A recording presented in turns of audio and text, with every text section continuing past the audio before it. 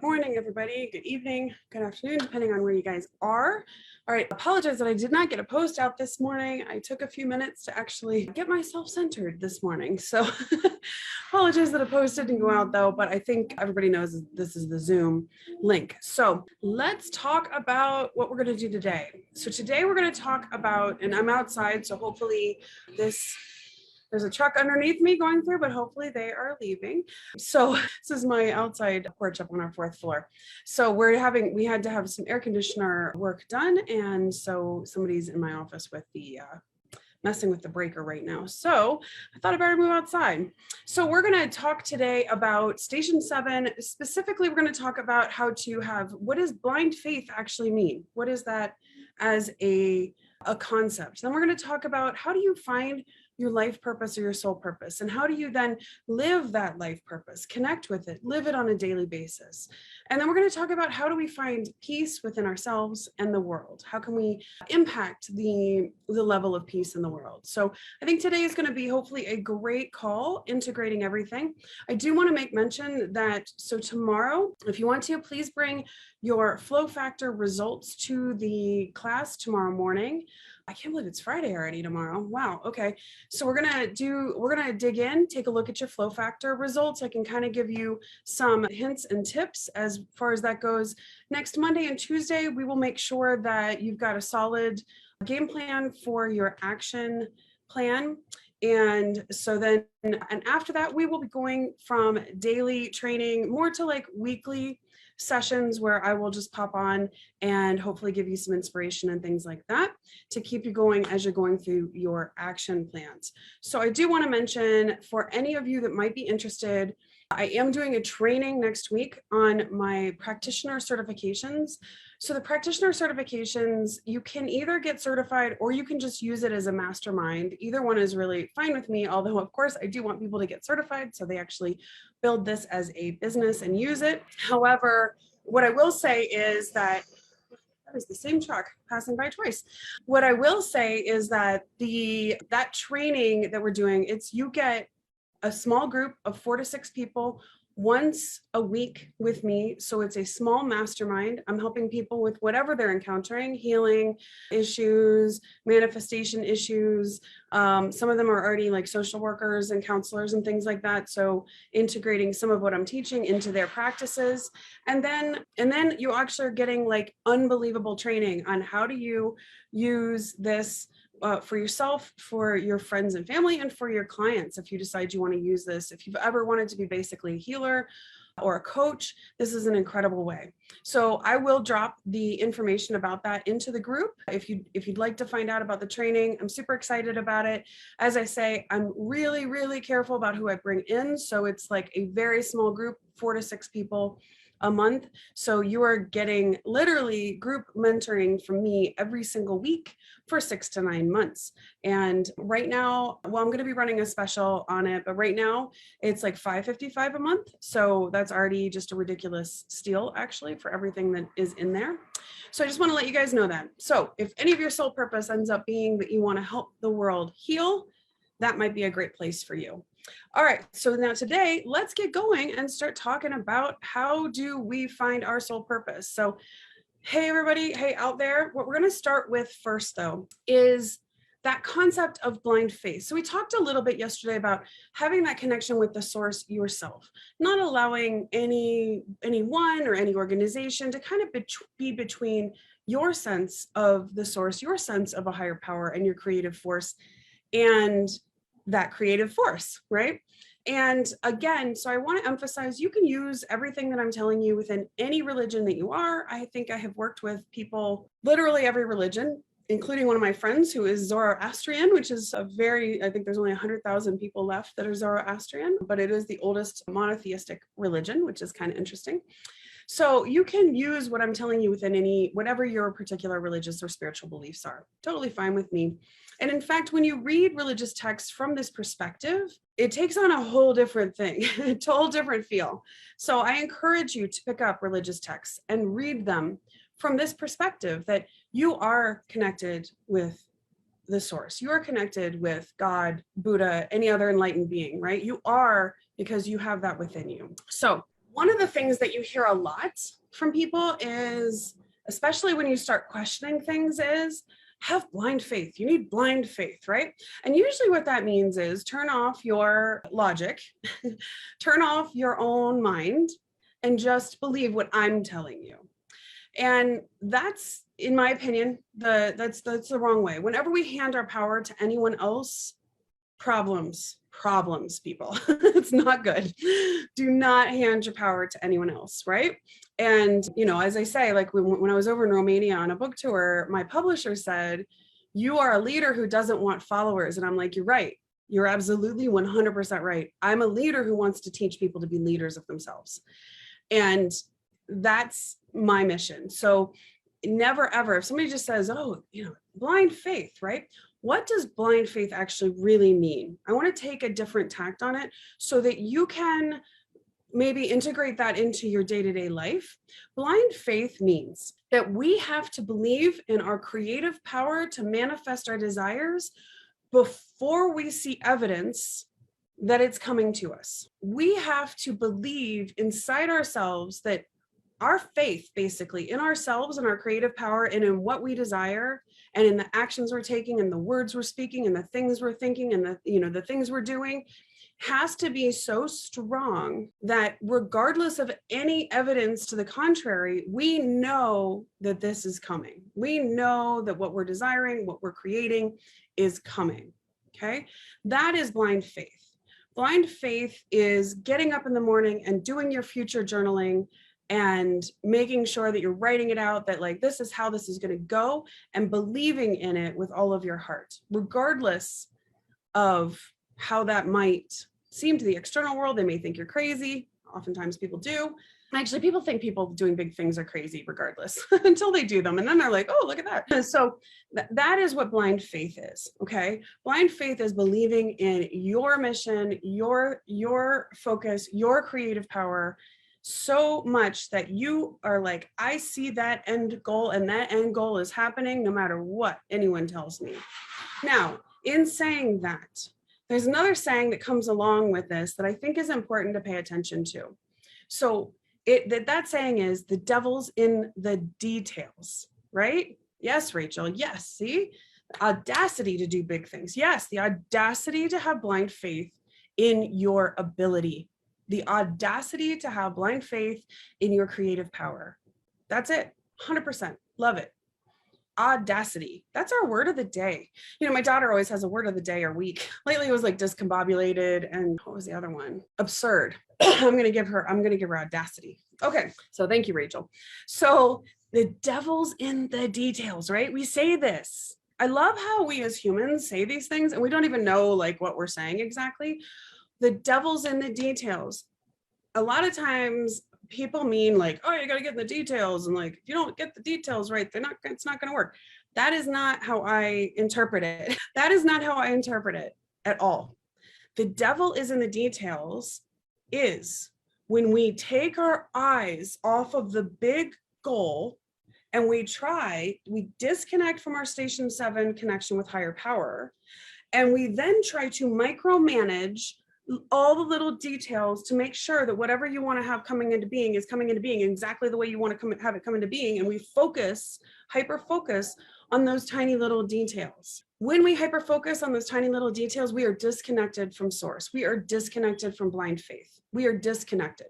And you're never, ever going to manifest your actual desires and what you genuinely want by focusing on those details. And that's why the devil's in the details, because you are literally disconnecting from a higher power at that point in time when we get down to the details. Okay. I will give you an example of this. I was just referencing my book tour over in Romania. So my book had just come out, I think around like about a year and a half before. And I could have never quite imagined, I wanted to reach as many people as possible, of course, with what I do, but I could have never imagined or thought that I could get this published internationally. I guess it didn't really occur to me. And so I had set a goal of just like reaching the right people, right? Reaching the right people with what I was doing. And so I had one offer from actually a book publisher in Romania and it came in, I signed everything. And then all of a sudden they just decided to pull out. And I was like trying to micromanage, trying to figure out what was going on. And I thought, no, I'm just going to let whatever's supposed to be here is going to come into being. I've got to let this happen.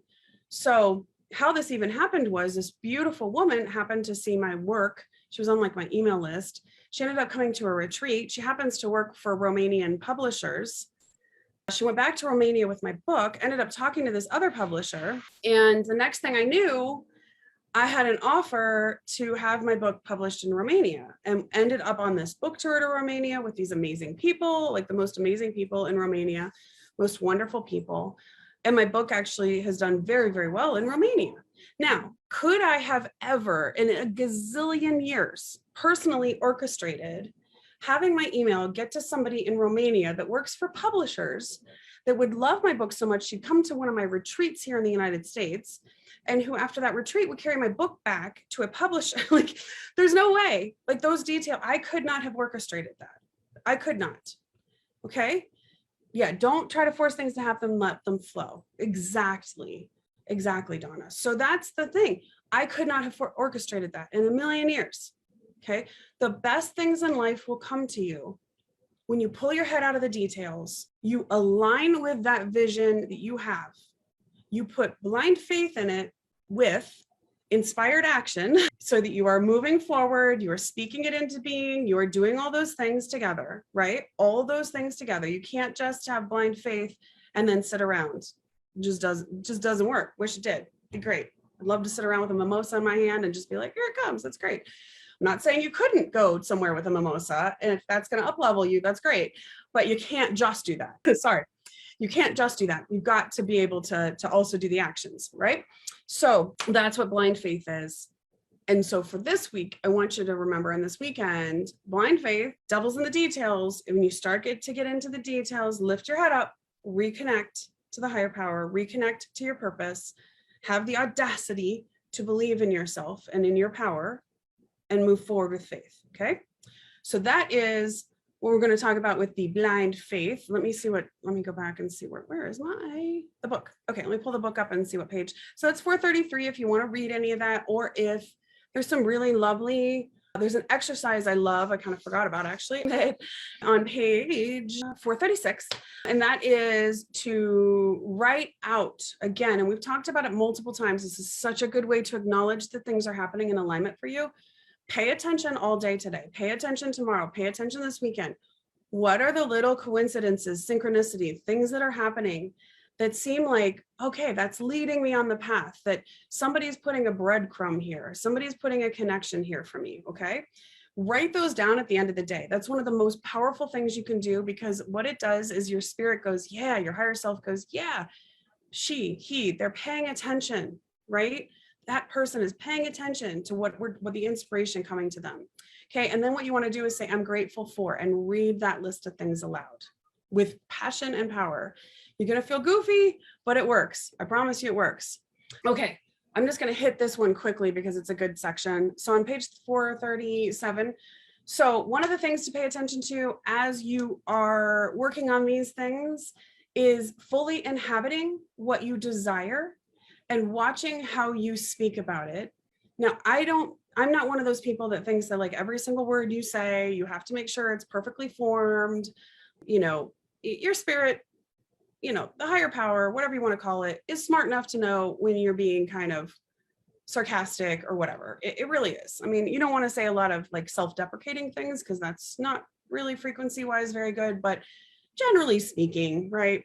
However, there is one that you don't want to do. And that is actually using the word want. So pay attention to saying something like, I want XYZ. I want $300,000. I want a soulmate. I want a luxury car. I want a beautiful house, right? What is the frequency there? The frequency is of wanting. So if we keep saying, I want, are we going to get what we want? Probably not. We're just going to keep wanting.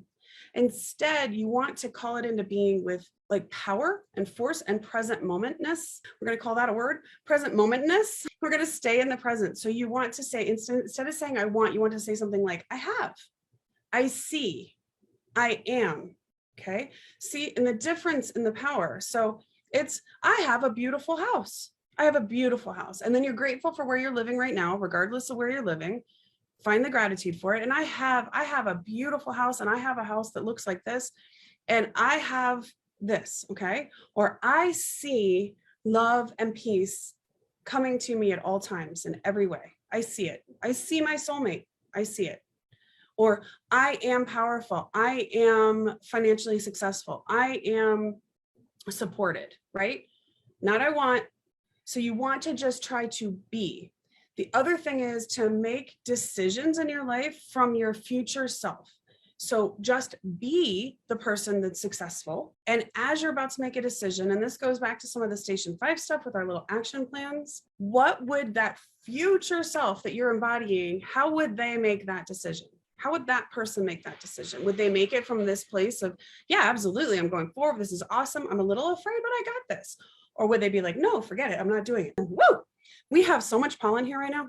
Woo! Okay. And I'm sitting outside. Part of the reason we're having an air conditioner guy here is, unfortunately, we apparently, when they installed our air conditioner, they did something wrong with the drain pipe. And so it has caused apparently some mold spores to be in the air, which is why I've been sneezing and stuff a lot. Okay. So we want to just be that future self, if that makes sense. Okay. So that's basically, we're repeatedly, and remember, the principle repetition, the more that we do it, the more that we just keep saying, yeah, I'm going to make this decision from this place that I know that I'm going and that's happening, that I'm connected to right now.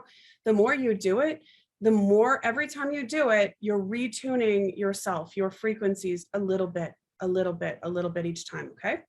So let's get to one of my favorite things is, what is your purpose? What is your life purpose? Why are you here? So have any of you kind of questioned, why am I here? Like, what's my purpose in life? What am I supposed to be doing? Anybody, you can let me know in the chat. Our power is in the present. Yes, Joan. Yes, Donna. Okay. All right. So this is, I think we all have, I think I mean, maybe not everybody, but I think anybody who's probably in this group probably has, right? You're here because you're like, I want to have more, I want to do more, right? I want to be aligned with my purpose. And I will tell you that when you are aligned with your soul purpose, magic happens, right? I mean, yesterday I had a private client, a new private client that I had not met with before. And I just don't even know how to tell you guys how, like, even being here right now is on purpose for me, right? It's so joyful for me to be here and help you guys and give you inspiration so you can go out and live your best life, right? And like yesterday, like just helping this woman, she I don't even know how many years of like therapists she had gone to. And I just don't even know, like within 5 minutes, I was like, well, okay, but that's the connection. Has no one ever told you that is the connection? The way you came into the world, and then a bunch of stuff that got put onto you right after that is the connection of why you're doing this in the present moment. And she was like, you've got to be kidding me. But that moment for me, that's my purpose. Like I can just get those things really quickly and help people so fast. So that's what I want for you, that joy, right? So let's talk about this. So the first part of your purpose, you're already doing. You're here, you're doing it, okay? That is, in my opinion, your first part of your purpose is to learn to make sure you're using your mind to physically create in the world from a place of conscious responsibility, okay? By doing what you're doing right now, by doing the work that you're doing, you're already fulfilling part one. Part one is we use our minds in the best possible ways to not only create the better for our own lives, better for the world, okay? That is purpose one, you're already doing it. Good job. So check that one off. Part two, and that part is like more of a universal purpose. That's why I'm passionate about my work, because if I can get to more people, then we can get more people aligned with like that purpose and getting the world a better place, okay? So the first part is kind of like an initial calling for you, okay? The next part of your purpose is individual to you. It's important, it's your personal calling of what you are supposed to do, okay? You have a purpose. I can guarantee you, regardless of how you feel right now, you have a purpose in this life, and it's absolutely, totally unique to you, and it is very significant in its own right, okay? Your spirit knows what it is. So all we're gonna do now is go, okay, what is it? Let's figure this out, okay? So I want you first off, so hopefully you guys have, I should have told you to make sure you had paper today, but if you have a paper, journal, pen, pencil, whatever. I want you to take a couple minutes right now to write down all the things you wanted to be when you were growing up, whatever you can remember, right? So I wanted to be a lot of different things.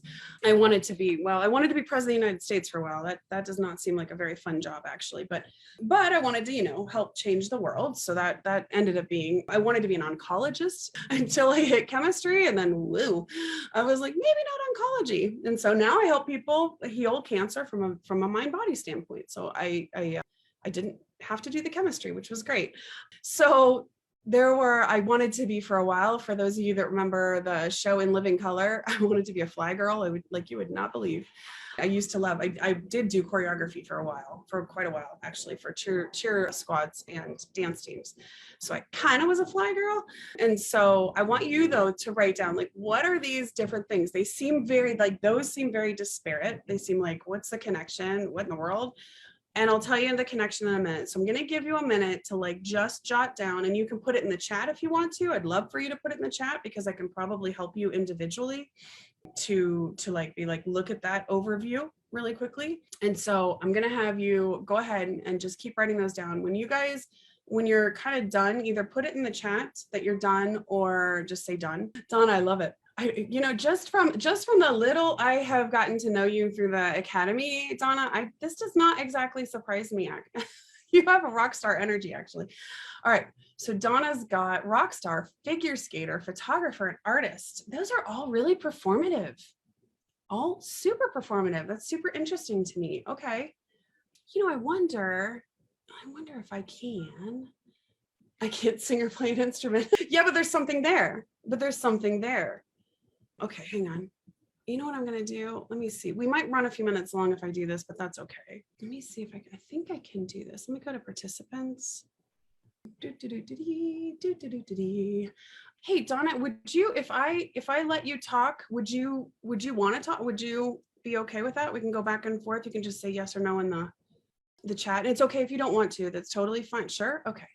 All right, let's go. Allow to talk. I'm gonna hit allow to talk. And then that should allow you to actually put your speaker on, and we can actually just do this live. Hi, Tara. Can you hear me? Hi, Donna. I can. Hi. Okay. Good to hear your voice. So yeah, these are great. So let's talk about that. So why did you want to be a rock star? Do you remember? Oh, when I was just a kid, I guess I used to dream about what it would be like to be famous. Sure. And I have no desire to be in the spotlight. Do not like to be in the spotlight at all. But when I was a kid, that was okay. I love it. That's okay. And did you have a rock star that inspired you back then? Do you remember?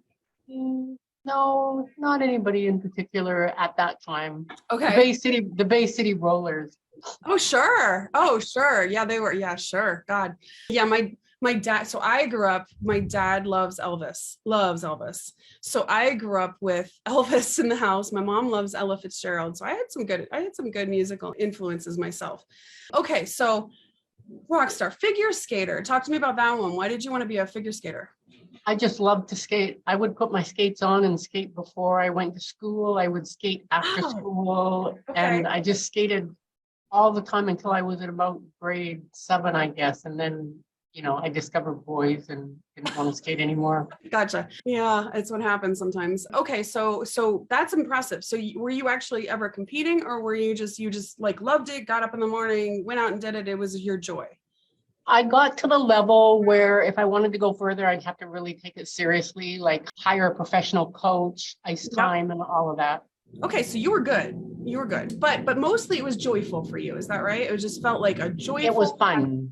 Great. It was fun. Okay, awesome. Yeah, I had a friend of mine who actually was a figure, did the whole thing. She was up at 4 a.m. every morning through high school. It was insane. So that's next level. Okay, let's see. Photographer, I love, and artist, I love. So a photographer, talk to me about that. Why did you decide why was that something you wanted to be? I don't know. I went back and forth into photography many, many times and took a lot of courses back when it was developing film in the dark room and, and then into the digital, and did a bunch of work with some bands and artists that had no money. Wow. Okay. No money to pay me. Okay. Yeah, nobody paid you, of course. Nobody paid me. Yeah, they were all artists trying to make the big time and had no money yet. Right. Of course. Yeah. Okay. There's a theme here though. Like it definitely, there's a theme because it's a lot of art, a lot of creativity, a lot of, and then artists. You wanted to be an artist. Have you created? Wow, we got a bunch of rock star people here. Okay. I do a lot of mosaic glass and resin and mosaic art. Awesome. But Okay. yeah, I don't think I'll ever make a living doing that. And I've always wanted to help people. I've got the biggest heart and I just get sucked into helping people. Right Okay. now I'm helping dogs and cats. Like my day is just crazy, just helping people with their animals. Gotcha. Okay. All right. So I'm gonna say right off, I think what I'm hearing here is your sole purpose is to help people, but with creativity. So I think you're intended to come up with like these creative ways. Do you sell your mosaic? When you do mosaics, let me ask this. When you do your mosaics, does it feel joyful to you? Is that something that when you kind of lose yourself into, you're just, You know what? It's more like therapy. It okay. takes so long to finish one piece, Oh, I and know. you Yeah. know, I don't want to say I'm a perfectionist, but I don't throw it together. I take a lot of time. I just take my time because it's just my therapy. Okay. And talk to me about what are you doing with dogs and cat animals now? Like what are you doing there? Well, I'm retired living in Mexico and trying to figure out what I should be doing now that I can do anything that I want. Okay. And I'm kind of flopping around like a fish out of water. I do have to go back to work, but in the meantime, I'm just rescuing animals and spay and Aw. neuter and fleas and ticks and the whole 9 yards. Okay. Okay. That's amazing. Okay. So basically you want to do something. You want to do something to help people. I think it needs to be creative because like clearly you are a very creative person and you can kind of do anything right now because you are retired and you can just kind of you could work for anything you could do remote you could do from anywhere. So let's look at this really quickly. So what we're looking for basically is just the sole purpose. Then you can decide like what you want to do with that. But I feel strongly, I mean, you actually articulated your sole purpose. I want to help people, but I think you want to help people with creativity and bring joy to people. Because it sounds to me like there's definitely all these things. It's like you could bring joy. Rock music, like I personally love live music. And that's a joyful experience for people. Photography, you are capturing moments of joy, right?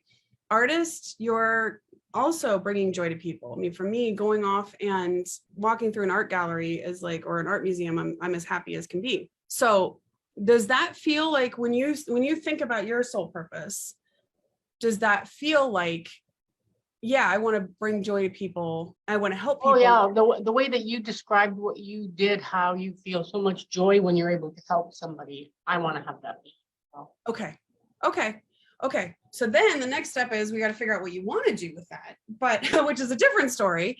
But the sole purpose is that you want to bring joy to people and help people, I would say, in a creative way. It has to be through creativity because everything you're listing is definitely 100%. It is creative. Even I'm sure even when you're taking care of the dogs and cats, I have a feeling you probably bring some creativity to it when they're like needing something or you have solutions or whatever. I have a feeling you're bringing creativity to it. So I do a newsletter for a rescue organization down here, and that's part of my creative outlet on that. Okay. All right. So that's the start.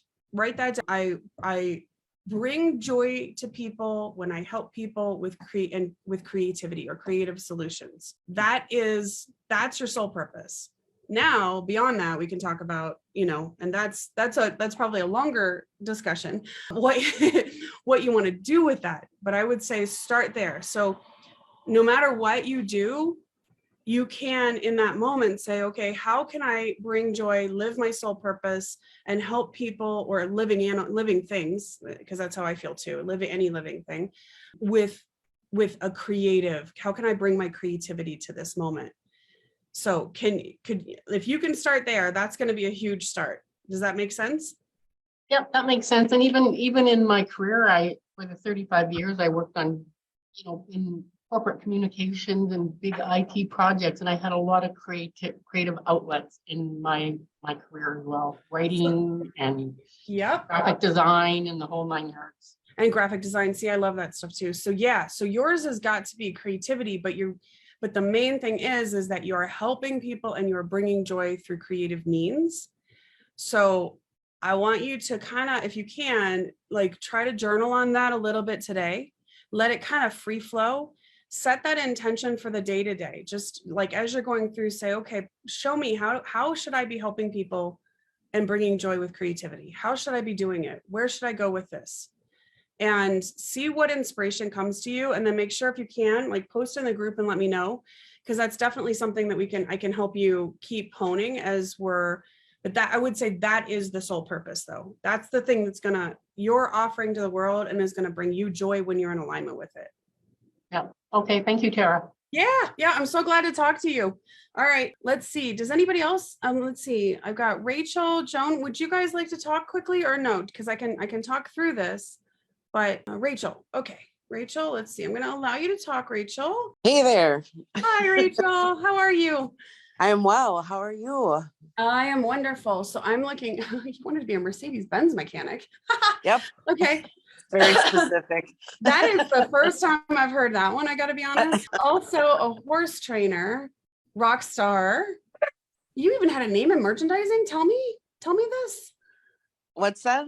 You even had a name in merchandising for your rock starness? Oh, yes. It was a wonderful fantasy for a hot minute. Well, tell me, what was it? You got to tell me the name in merchandising. Well, I'm going to tell you, you'll be able, I won't have to be as specific because I'm going to lay it out there so that nobody's offended because I'm naughty too. Okay, no worries. So it was back in the early 90s when women empowerment was a big deal. Madonna was doing her thing. Sure. And so I was like, okay, so there's Madonna, there's Cher, whatever. Sure. I wanted a one name word, but I like shocking people. And I also want to reclaim power. So I wanted to be called the C word. Yes, well, the C word. That would definitely, that would attract some attention. I'll say that. Wouldn't it though? And then I could just see it all. I could see how it would offend and shock and be embraced. And I could feel the whole stadium shaking and the glow lights and the chant of the C word. And I would be like, yes, you've taken back your power with that word. And that's what I wanted. Okay. You know what? I don't think we even need to go too much farther. I think yes, I think you're a healer. I think you are 100% a spiritual warrior, but I think your life purpose and soul purpose is to be a spiritual warrior that helps people take back their power. Because yes. The way you just talked about that was passion coming off that right there. Like, and I mean, and I've said that to you before. I like the fact you've got that edginess to you. So that to me is that like spiritual warrior of like, let's go, right? Let's do this. We're not going gently into that, into that night. We are going to go full on, right? Yeah, we're jumping out of the plane. We're jumping out of the plane and we're screaming some interesting words on our way down. Yes. So yeah, I think for you, like that's your mission statement. I am a spiritual warrior that helps people claim their power or take their power back, right? I think what your purpose is to look at empowering disempowered people. And that doesn't mean like necessarily people that have been disenfranchised and things like that, although certainly that could be one area that you could go into. But I think it's really, how many people get disempowered from being in narcissistic relationships? How many people have been disempowered by being brought up in emotionally abusive households, right? Or go wider even. Yeah. How many people on this planet don't even understand how sovereign they are? Indeed. And that they have, indeed, the power to heal even their own selves.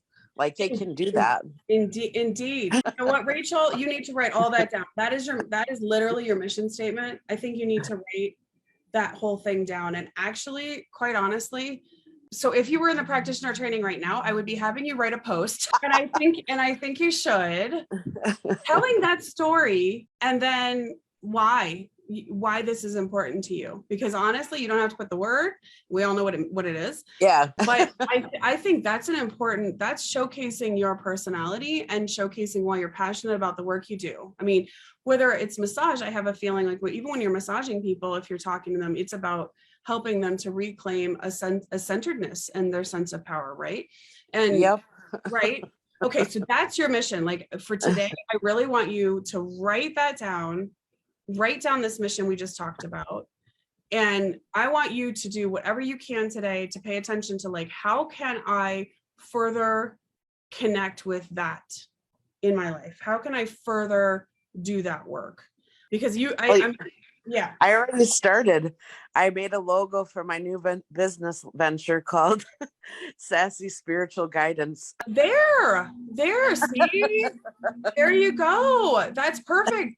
That's people are going to relate to you that are going to want that kind of, like, yes, kicking the buns, like not in a bad way, but like not in a bad way. Let's go. Let's right? just do it. Let's do this. Stop sitting around, let's go. Let's have this happen. I love it. That is your mission. There's no that one was easy because it was just like, boom, here you go. This is what I'm supposed to do. I think in multiple ways through your life, Rachel, from just the things that I have known, is you have reclaimed your power multiple times. When you've been disempowered, you've reclaimed it. So that's a way that you can be a guiding light, ahead to me. So all right, that's my mission for you today. Write down your mission statement, write down that story. Like, I really think that's the story. Like, I can almost see that on your webpage, like about me, about Rachel, a little bit about me. I wanted to be a rock star. And this is why. This is what I wanted to, and this is the vision I had of people chanting this and being like, yeah, they're taking back their power. You know, like, now I do it this way. Seriously, like, that to me, that's, if you're for your new webpage, I would say that's your story. That's your about me. Seriously. Thank you. You're going to attract the exact right people. So, all right.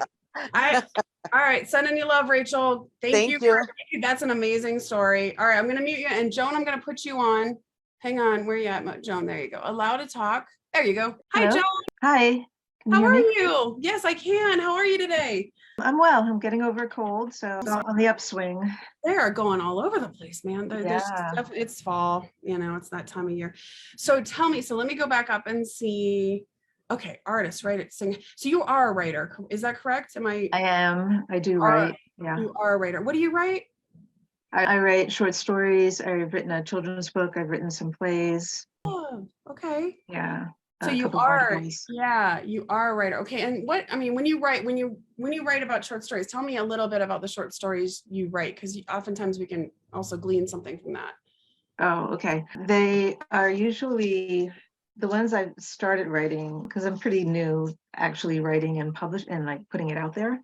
Sure. These are based on experiences that I've had. Like, I'll take something that happened and then I'll create a fiction around it in my life. And it's usually this is hard. So what do I write about? It's usually like some perspective of like the way people see things one way and it turned out to be something else. Yeah. Yep. I guess that's okay. I like that a lot. Okay. So basically, we're talking about, obviously, first off, helping people in one way to be able to see what might have been a difficult experience, maybe in an enlightened or new way. Right. Sound about right? Yes. Okay. So that's one aspect of it. So we're gonna put a little pin on that one. Okay. And then let's look. Artist. I feel like writing is somewhat. So did you do art? It's so funny. We have artists and yeah. Well, when I was in, early grade school, that was where I just loved doing anything artistic, anything creative. That was my happy place. Okay. And then when I was older, took a photography course. I did want to study psychology when I was in high school. Yeah. I'm not surprised just from the like posts and things you've done. I'm like, I could see that. I think part of your thing is definitely in the human can like understanding the human condition a little bit and helping. Yes. Yeah. Okay. So you actually took some psychology, considered maybe going that direction for a little bit. I did, but it's a weird story. I had an older sibling who was already studying psychology in college. Sure. And for some reason, I had this strange idea that psychology was already taken. So I had to do something got else. you. Okay. Like it was just weird. Like I can't go that same path. Yeah. I have to have a different path. I have a younger sister. And actually, ironically, I was probably the one constantly telling her, like, don't do something because I wanted her to be able to be her individual self. And I was already like off, doing what I do. Anyways, but yes, I can definitely see that. I can see that. All right. So psychology was interesting to you. Singer, do you do any singing now at all? No, but I was raised in Catholic school. So I had 12 years of being in the chorus and I just loved singing. Okay. I just really loved singing. Me too. Okay. So singing brings you joy. Do you sing at all, like just on your own, like not professionally? Sometimes around the house. Yeah. Does it still bring you joy? Not as much because my voice is not as trained as it was when I was younger, but yes. So you're kind of right. You're kind of criticizing it maybe a little bit. So dance, or you did dance? Did you do dance? I did. I was briefly in a dance company. I took a few dance lessons and was in an improv dance company for for a few months. I studied theater in school, so I kind of that was the route that I took. Was physical expression of the arts. That's so interesting to me. And now you're doing like more like verbal expression of the arts, right? More written expression of the arts. Yes. I mean, they're all mediums. But first off, you and Donna should be friends, but we're making a friend connection here. So the other thing is, okay, and then archaeology. Well, also just to connect with Rachel, my first car was a 1962 Mercedes-Benz. Wow, that's a sweet first car. Wow. Okay. Yeah, that's a very sweet. I'm a car person. So my dad was always he loved cars. So he and I go to car shows. I love cars. Random fact about me. I have a Mini Cooper now, but I had a Mini Cooper that I bought that I wanted to keep it and turn it into a rally car and actually do rally car racing. But anyways, my poor car was one of the ones that was made the year where they had a very badly designed engine, is all I have to say. So the poor thing did not make it into my dream, but someday perhaps. It's okay. It's okay. Someday perhaps. I still drive like, Anyways, so all right, so let's look at this. An archaeologist, that's funny. I love archaeology. Love it. So does my daughter. So why archaeology? I feel like there's something about the uncovering of the hidden. Yes, it was for me. This was in third grade. We were learning about it, and I was fascinated with the idea of being able to touch the past, touch history, like have physical contact with that. With history. And uncovering things. The reason it was quickly diminished for me when our teacher described how you would have to take a brush and painstakingly brush away each grain of sand, each little bit of dirt. And I remember thinking, oh, I don't have the patience for that, which I thought was insightful for third grade. It's very insightful. I relate to that very much because I love archaeology, but sitting in the hot sun and painstakingly trying to, that's not for me. However, I watch every archaeology thing I can possibly do. Yes. And I would love to be on a volunteer dig for like a couple days sometime. But yes, so there's the uncovering. I think I relate to that. Certainly for me, same thing. It's the uncovering of things. So I think, what I'm hearing here is very much that for you, I think it's I think you're a pattern seeker. You're connecting things in creative ways because you're looking for the different ways that things connect. I think you're inspiring people to look at things from new ways, looking at maybe historical moments in their life, things that happened from new ways. I think that's probably just about, hang on a second, just gotta think.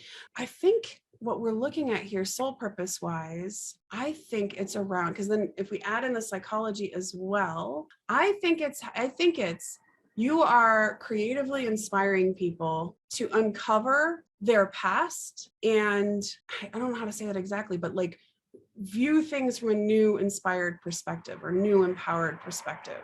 I think that what you've been doing all the way through is creativity.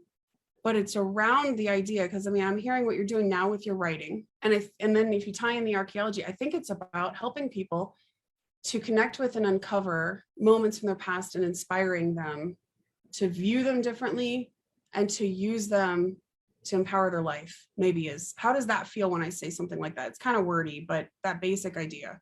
No, that feels good. It feels on track.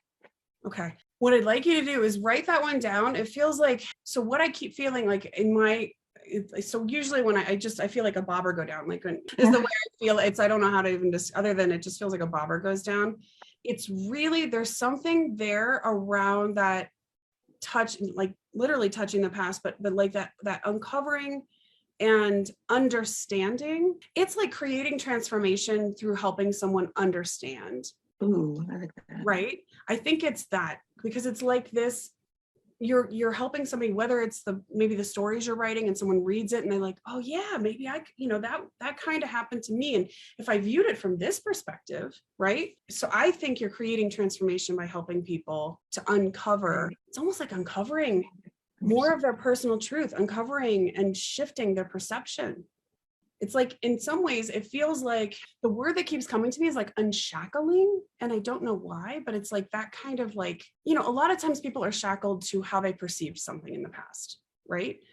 Or how something happened and happened to them, or, whatever. And we get stuck on some of those moments. And I think there's an enlightenment aspect there, right? A transformation aspect. So I would write that down and sit with it a bit today. If you can, maybe journal on it a little bit. Right. And see, and I like the idea that you see the details, but you're then painting the broader strokes, right? So if we look at like the archaeology thing, it's like you can see the details and you like the idea of like touching and finding those detailed things, but you don't want to be sitting around and fussing with it with like a little paintbrush. You want to take a look at it and go, okay, what's the broad stroke here? What are we learning from this, right? It's not, you can see the details, you're putting them together, but then you're creating this broader stroke. Is that making sense? It is, it is. And another word that keeps coming up for me right now is truth. Truth, uncovering. It's like uncovering the truth. Right. It's uncovering the truth, because if we don't, it's interesting because when you watch those archaeology shows, like one of the things I particularly love is when they find something and they're like, it changes their perception of what they thought was the truth about something, right? Right, exactly. They just had this like really cool one in Egypt where they uncovered something where they realized that the original written letters were created by this sort of subsect of this group in Egypt. I won't even but it changed all of Egyptology essentially. Like there was this moment, right? And I think that's a component, that truth seeking of uncovering these nuggets, these details that are then when we look at them differently, we've uncovered the truth. We've re-empowered that person, or we've transformed that situation. Yeah. I think that's where it's at. I think that's where it's at. Yeah, that feels right to me. It's like I can feel it just kind of like, it's the only way I can describe it. I feel like a thing that goes boom. It's like a bobber going down, when you're fishing, it's that kind of a feeling. Fishing in a very long time. I used to go with my grandpa when I was like 4, but that's the feeling. That's the thing I think of. Yeah. this is great. I love it.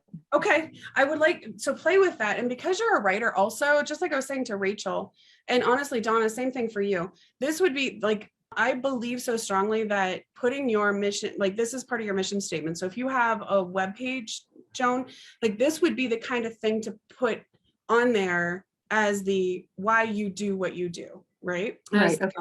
Yeah, because that's the stuff that people are going to be like that. Then they relate to you. You're going to have one kind of person relate to Donna. You're going to have another kind of person relate to Rachel, and then another person that's going to relate to you. And those are the people who are going to want to read your work and connect with you. So again, if you were in my practitioner certification, that's what I'd be like, all right, let's write a post up about this. Let's get this, because this, to me, that would be on your about page or just a bio for you, like something around that. But I would say, write all that down. I think that's your mission. And we can probably cut it down. It's probably wordy, but if it feels good to you, that's all we care about. And so then from that point forward, for everybody, what we're going to do from this point forward is, this is my life purpose. This is my soul purpose. And now I'm going to look for ways that I can, basically use that soul purpose in moments in my life, because the more that we're connected with it, the more that we're doing it, then really the more that those things open up. So Joan, thank you so much for sharing that with me. Really interesting. God, I love, see, this is for me, I love connecting with people and learning about people. It's the most fascinating thing. And being able to help in this way is like so joyful for me. So definitely write that down today and work with that a little bit and see how that feels. All right. So Thank you. Yeah, absolutely. I'm going to mute you. I know we went way, way, way over, but hopefully this was hugely helpful. And for anybody watching either in live stream or replay, let me know. You're welcome to put your information also in the group, and I will be more than happy to do the exact same thing and help you to find your soul purpose. So this is the most important thing, guys, no matter what you're doing. And in the book, I have a story about this wonderful janitor that was my janitor in my high school growing up. And he was just the kindest, most wonderful human being. And that man knew how to heal people that were hurting. Like really, that was his life purpose.